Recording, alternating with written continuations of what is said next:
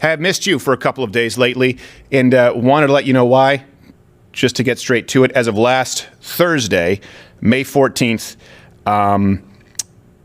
my lawyer Bill Richmond and I have filed a notice of a lawsuit against YouTube and are seeking an injunction to prevent them, to stop them from currently deplatforming us. I want to be really clear. This is different from claims and counterclaims or people thinking that their content is being throttled.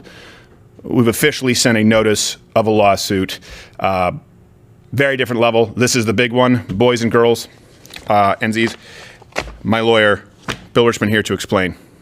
How are you, sir? Great. Glad to be here. Wish it was under better circumstances, but here we are. We're at a completely different level. I mean, folks know about the history that we've had with YouTube, and I think it behooves us to go through some of that. Yeah. But, you know, at this point, the various folks who are in YouTube's ears, whether it's advertisers, third parties, other media sites, competitors, if you will, are trying to get YouTube to do something that it shouldn't be doing, which is enforce its policies in the wrong way. And we've seen an incredible pattern of that over the last 60 days that is unlike anything we've ever seen in the past. Yeah, and really quickly, just so you know, for people out there, you want to know where you can follow us. I'm on Instagram. I am, of course, on Twitter. This show is still going to be available, just not on YouTube. Of course, you have the full show at Mug Club. It's always available if you're a paying Mug Club member. But the free portion of the show is available, the audio version, on Apple, on Android, on Spotify. And for the remainder of the suspension, we will be streaming the video portion on Rumble for the first time. So you can go and watch it there. Again, there's still more 40 minutes, as always, on Mug Club for the wonderful members, and we take your chats. Can you explain, though, for people maybe watching? Because sometimes the waters get muddied. There's a lot of social media drama. This is different. This is not that. No, it's completely different. Now, I know folks who have been following along will know what has happened over the last couple of months, right? Right. We had, not even so far back as to go to Vox Apocalypse, but just in the most recent period of time after our remonetization last fall, being successful on that front, having a record-setting election stream, I mean, blowing mainstream media out of the water, all of that. Now we come back into the new year, there's a different president, there's a different control in the Capitol building, and now YouTube feels like it's going to be doing different policy enforcement. Yeah, and to be clear, first off, we were demonetized in the new year. Then we had a hard strike that didn't count as a hard strike, but was like a warning hard strike. Right. Then we had an actual hard strike, and we just had a second hard strike on our channel. So we'll go through what all those are, and the most recent one is absurd.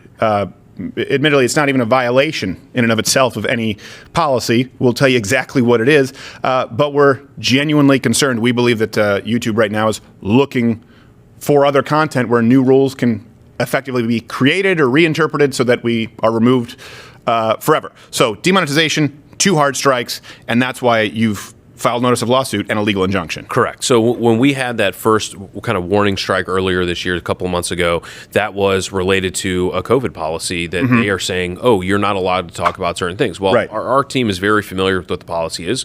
We're looking at what the policy is, talking about things that are in compliance with the policy, and being able to go out there and give statistics that are the scientific community's conclusion. Can I give that specific example? Here, Sure. we have it. Yeah. It was March 18th, our COVID anniversary special. 1 year to celebrate, 15 days to flatten the curve.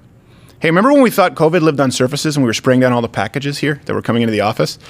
You do the best with what you have. And it was the strike was, or warning strike was, for medical misinformation because someone on this program, I'm not going to say who, said that young children are more likely to die of the flu, the standard flu, than COVID, which is a scientifically verifiable fact according to the CDC. That was the first one. And during that entire time, of course, we're providing both sides of the story, giving all of the information. The source was the CDC.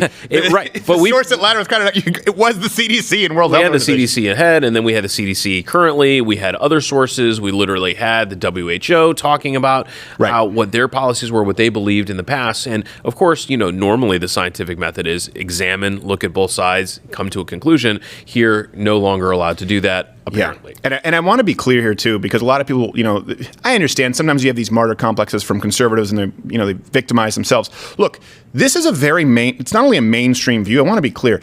If YouTube were to hit this third strike in rapid succession, get rid of this show, this channel, it's to say that none of these points of view are welcome here.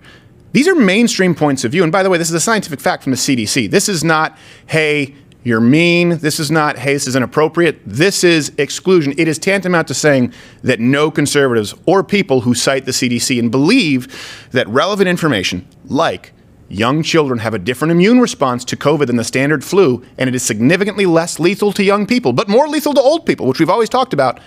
YouTube is saying anyone with that point of view is not welcome on this channel, on this platform, I guess. So, and what they're saying is that the hardest part about all this is that it wasn't a violation, right? If they had come out and expressly said, no, you're not allowed to talk about this topic at all, right? They said, no, you're supposed to do it, and you got to give equal weight to both sides of the story, which is what we did. We presented actually more counter sources than actual sources that was supporting the conclusion that we were looking at in that particular episode. Right. So then, and too, for people who don't know, that's how we. I mean, Quarter Black Garrett knows. That's how we build this show. Anyone who actually goes on a daily basis, we provide our sources at louderwithcreditor.com.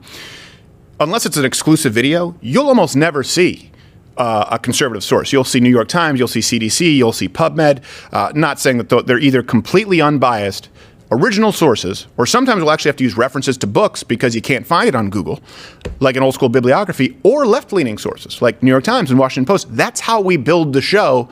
We shouldn't have to, but we do just because we know of the optics.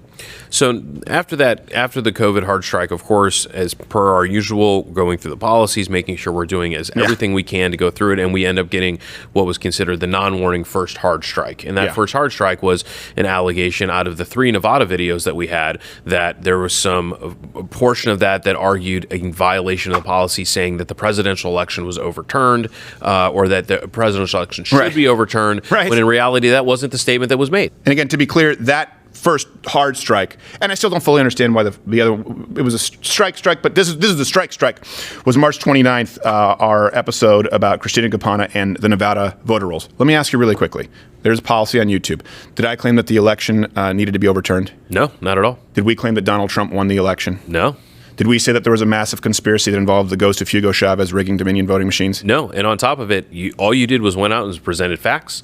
You went in and found information. People called out, said, oh, hey, we think that there's a factual discrepancy. Wasn't the case. Yeah. What it comes down to is the thing that they identified as the alleged violation isn't a violation of their policy. So then they had to try and say it was a different policy. And here we are again with them having not taken that strike down, and that's what sets us up for the strike that we're now dealing with. Well, it's investigative journalism. Seems like can be a violation of policy if someone doesn't like it. That's the issue, right? When you meet that standard of 100% verifiable, you sit there and you do the due diligence and you still don't know what the policy is. That's a problem. It's the difficulty here is, and you know this, people out there who want to get started and you want to create a business when the terms keep changing. There are 12 to 15 people at any given moment employed here, and we don't know what the policies are. We still don't understand them. And no one does. No. None of the creators really know it. And that's what ultimately is at the heart of this question is YouTube's policies, the clarity or lack thereof, and how they enforce them against certain folks, or when they're pressured by third parties to take action against a certain show or a certain talent versus others. What are you implying? I'm implying that no one likes Garrett. Well, yeah, that's clear. He has no home. The next strike that just came, and this is the reason for us notifying YouTube of a lawsuit and filing the injunction, which you can explain the legalese behind an injunction. May 10th, and the strike. Do you want? Can I explain it, or do you want to explain it? No, go ahead. Okay. This strike was the video where, and I still don't apologize for this point of view, and not only do I not apologize, most Americans agree with this point of view, and most black Americans agree with this point of view, which we also pointed out, was in support of the officer in Columbus, Ohio, who protected the young black girl who was being stabbed by Mekhi Bryant.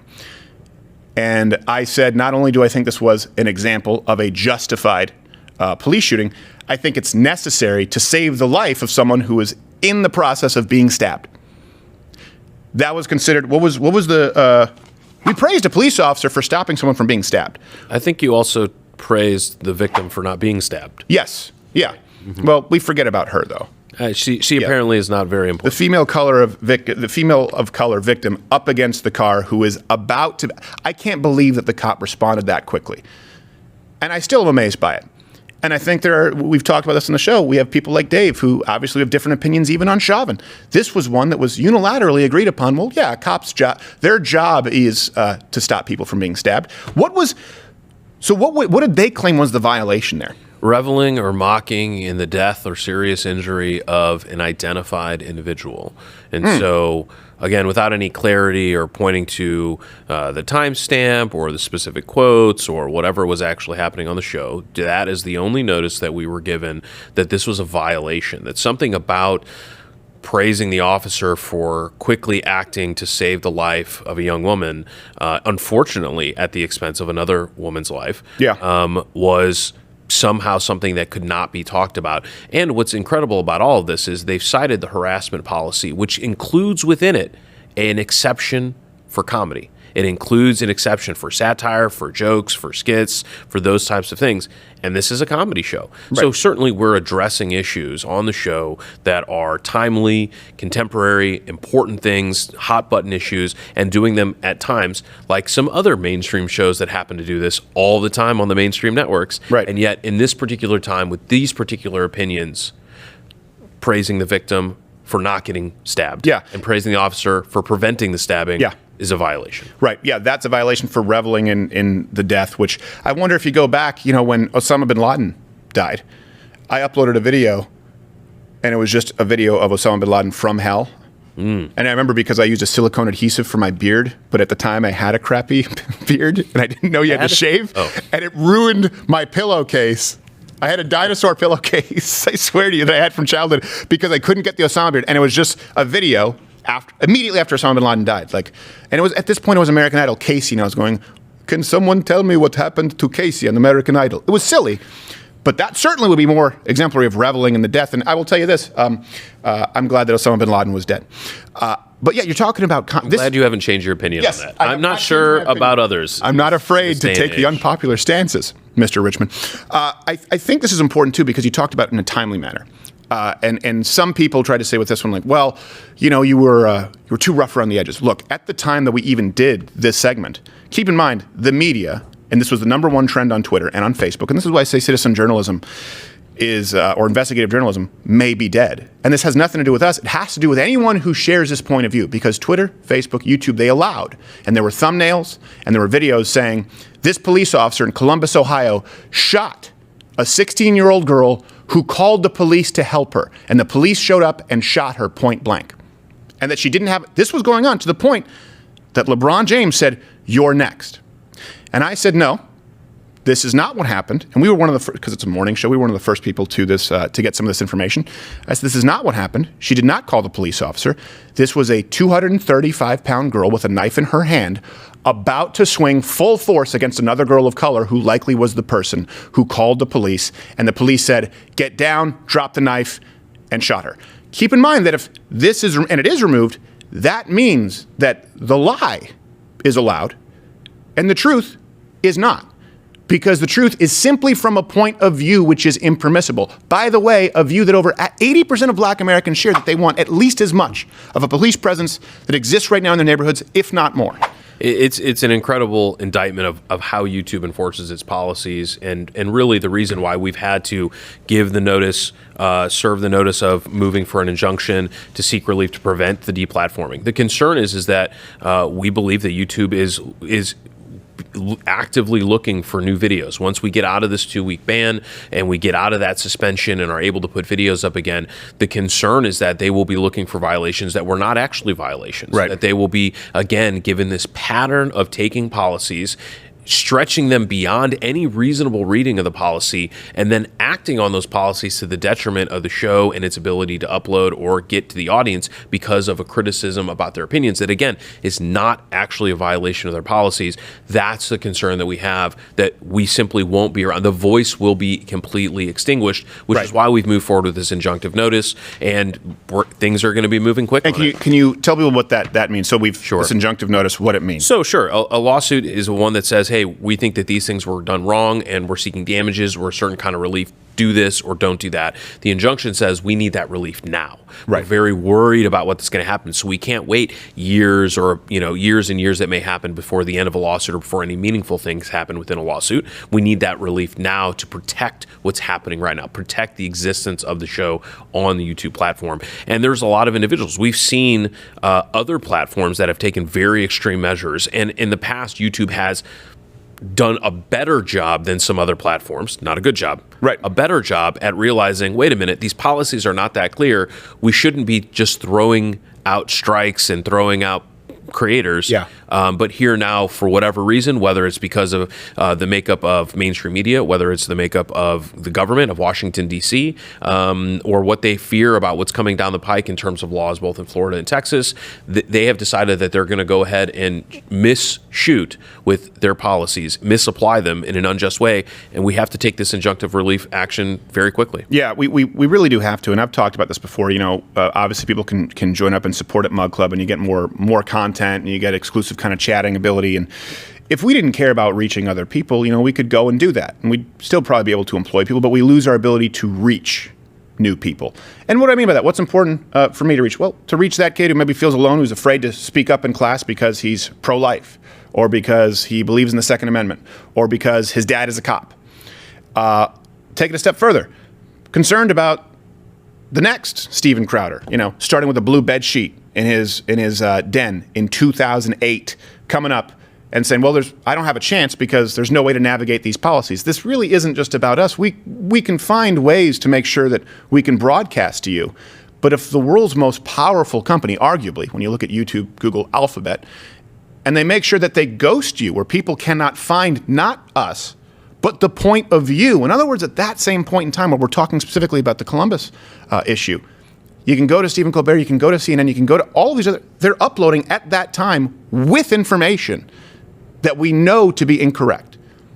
Not saying a lie, saying maybe they were wrong, but to not allow half the country, half the world, ever to correct those mistruths under some misguided and frankly, not outlined policy. That's why the last thing I want to be doing is doing a lawsuit with Google and YouTube, for crying out loud. They could squash my nuts into oblivion, and then I have, we still have Mug Club. I mean, my gosh, I could take Gerald's spot if we weren't having to do all this legal work. I know. But here's the reality and why it should concern everyone. And when you're talking with friends, whether they're on the left or in the center or the right, or they're not sure where they are politically, this is something that concerns every person who values any type of democracy, a republic, the Constitution, because what they're saying is these ideas are so dangerous that we can't address them and rebut them. We can't criticize them. We just have to extinguish the opinions entirely. We have to eradicate these opinions from the planet because we can't deal with them. But the reality when everyone looks at this is a comedy show that takes on important issues. Commentary, politics, issues that are facing everyone in every part of the nation and the world, and we have to be able to talk about them. Yeah. And if the opinions are not opinions that other people share, that's why you have them. Every fan that I know of yours, every person that I know personally listens to other points of view as well and puts them together. But imagine what things will look like if they just take the points they don't like away. And I want to be we're going to start this segment on the show called Deals I Would Make Today. Deals that I would take today. I have never, ever once advocated for someone else to be removed, deplatformed, no matter how much I disagree with their opinion, barring actual breaking of the law, meaning calls to violence, right? This is the law. You won't find it. I want what I would allege, misinformation out there that people are putting up that I believe needs to be corrected so that I can do that so people can contrast it. I want voices of opposition everywhere. I don't want anybody removed. And if we were to just say, hey, look, views, left, right, as offensive as they may be, everything is allowed, which is under the guise of what a platform like this is supposed to be. Great. I'll make that deal tomorrow. The issue is that that's not what is happening. How will you be updating people? Because this is pretty volatile. We'll be making sure to update folks through press releases on louderwithcrowder.com to the extent necessary when videos are doing. I know we're having to, do different things to be able to get the message out, whether it's Instagram or Twitter. But when things are known, the show will be getting them out, so people will be able to find those as we move along. There's, as folks are aware, the legal process. There's a lot of different things that go into it, and we're trying to do this exactly the right way. We're going to participate in the system like all true Americans should, and get to a just result, which is preventing this atrocity. Yeah. Good word. Good use of atrocity. So yes, you can obviously follow me on Twitter, on Instagram. The show, which we will still be doing, will be available on audio. A lot of people don't know it's available on audio because it's kind of a video-centric show, but that's if you're on Apple, Android, Spotify. just don't listen. We don't want to lose touch with you, so don't lose touch with us. And we will likely be streaming as long as we can do shows. I'll be traveling, and depending on what's going on legally behind the scenes, still be streaming show, doing content over there at Rumble as well. Look, this is one thing I was just thinking about the other day. I've been reading on ancient Rome a lot. Not a big fan of Caligula, by the way. Again, unpopular stance. But if you look at the Roman Empire, right, when you think of some of the most powerful entities that have ever existed, and you look at the Roman Empire, and you actually it's tiny. When you actually look on a map, you're like, wow, that's really not what I thought it was.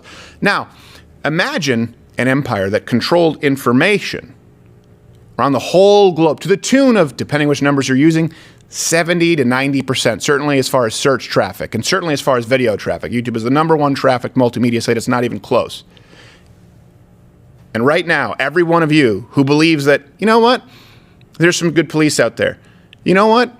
I think that we should have some kind of, whatever it is, a heartbeat bill. You know what? What was the? Oh, I think that COVID is, for some reason, medically, according to the CDC, less lethal to young people, more lethal to old people than the standard flu.